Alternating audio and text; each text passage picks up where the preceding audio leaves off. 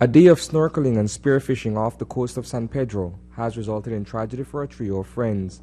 On Monday morning, the group set out to sea in a small canoe, paddling towards a nearby reef.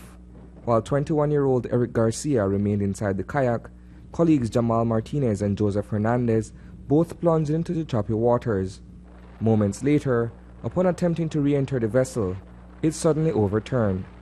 Well, I understand they went fishing yesterday in the morning, and about 11:30 on a kayak they capsized.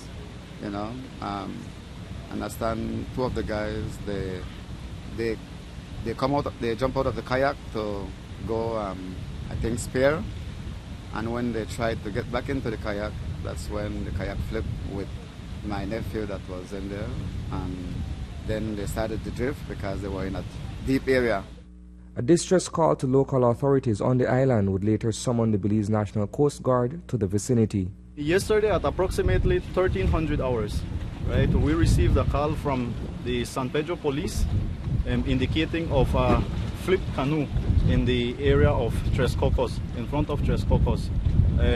Immediately, the search and rescue team departed our location, our San Pedro FOB, and made our way to Tres Cocos. By that time, however, strong currents in the open channel had set the men adrift in separate directions beyond the reef.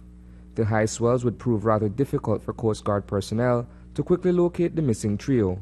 Upon reaching, we commenced search efforts, but unfortunately, nothing was found in the immediate area that we were directed to.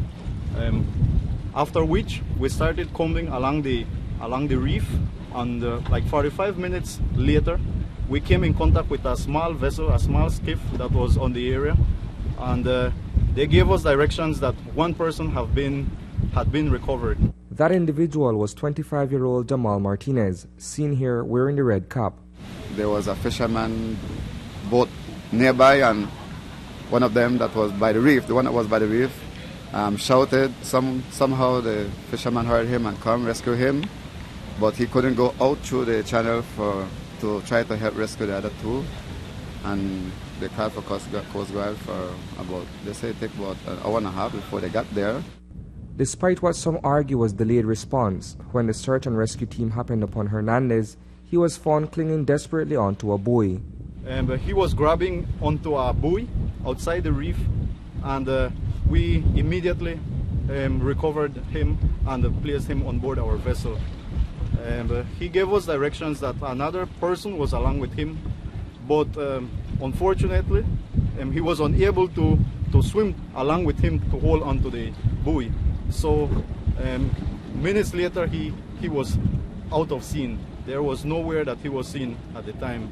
By all accounts, Garcia, known to most as Bird, was not a strong swimmer. His uncle Horace told News 5 today that the 21-year-old may have suffered fatigue and subsequently went under. I guess my nephew, he was too tired to make it. He wasn't a good swimmer anyway, and he was asking them for help, and they trying to tell him, hold on, swim on your back, and because they didn't want to get too close to him, they said, because they're afraid that he was going to sink them down. Family and friends believe that he has since drowned in the ultramarine depths and are now leading independent search teams to recover his body. We came out early this morning, like from 6 o'clock, and about 6 of us went on the boat, and we start scrolling the reef, and we have about 3 divers, snorkelers in the water, snorkeling in the coral, while some of us on top of the boat looking down into the water. The Coast Guard is also on active duty in the hunt for the missing youth. We continue our search on the area. We have been searching along the reef and outside the reef, right? But so far we have not been able to get no signs of the person that have been missing. While 2 of the 3 men were successfully rescued, regrettably, none of them were wearing life vests or other flotation devices. Reporting for News 5, I am Kayak.